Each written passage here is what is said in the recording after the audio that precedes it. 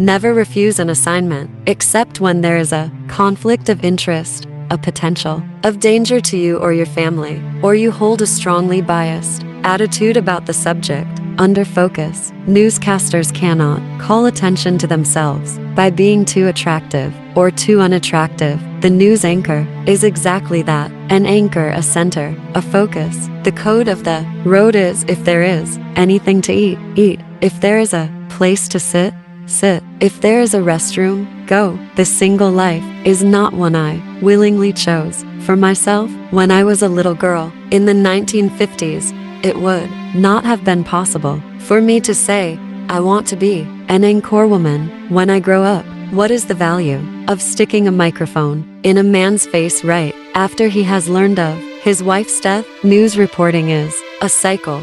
No matter how much you work at sending a message, it's only successful if it's received. It had not occurred to me that marriage requires the same effort as a career, and unlike a career, marriage requires a joint effort. Women may not have it easy, but we are given a fairer chance to reach for the top. Every time I am in danger of believing the glamour of my own press, some incident inevitably brings me back to earth. The latest wrinkle is on wrinkles. There's a widespread belief that women can't grow old in television news. The bad news is that 50 people died in a hotel fire. The good news is that we got exclusive footage. Our free enterprise system of disseminating information is collectively referred to as the media, but there is no collective. I worked half my life to be an overnight success, and still it took me by surprise. You can easily die racing to cover a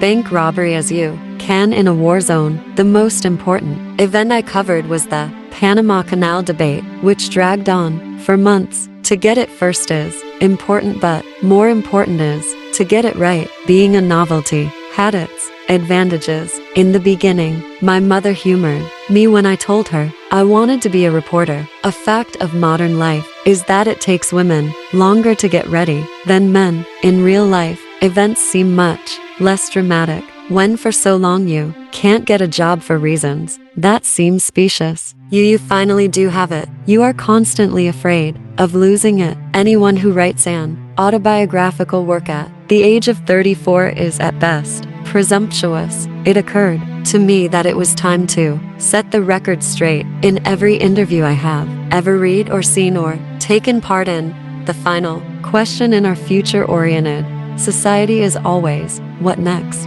A press card does not provide you with an invisible shield. Your flesh and blood. News events cannot be controlled, nor can newscasts be mapped out like entertainment shows. The minute viewers can or write about your looks, they were not listening to what you were saying. The idea of stardom was difficult to grasp. It was like being schizophrenic. There was her, the woman, on television, and the real me. I very much wanted to be accepted by my peers, to be considered a serious journalist. I hadn't realized until I covered the police beat just how seedy crime is. Mistakes are not always the result of someone's ineptitude. I don't exactly know what it means to be ready. A cake when the oven timer goes off. Am I fully baked or only half baked? Men still control the news, both on and off camera. Texas was defined by its larger-than-life characters, particularly politicians. Walking into a room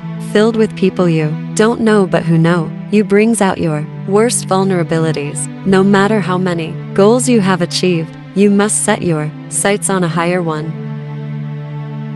Jessicasavitch, February 1, 1947, October 23, 1983, in Wilmington, Delaware. She was the eldest daughter of Florence Goldberger, a Navy nurse, and David Buddy Savitch, who ran a clothing store. Her father was of Slavic Jewish heritage and her maternal grandfather was of German and Russian Jewish heritage. Her maternal grandmother was of Italian American heritage and was Catholic. Savitch was an American television journalist who was the weekend anchor of NBC Nightly News and Daily Newsreader for NBC News during the late 1970s and early 1980s. Savitch was one of the first women to anchor an evening network newscast alone, following in the footsteps of Marlene Sanders of ABC News and Catherine Mackin of NBC News. She also hosted PBS's public affairs program Frontline from its January 1983 debut until her death the following October. Savitch was known for her audience appeal and her skill as an on-camera news reader, although she drew criticism for her relative lack of journalism experience. Prior to joining NBC News,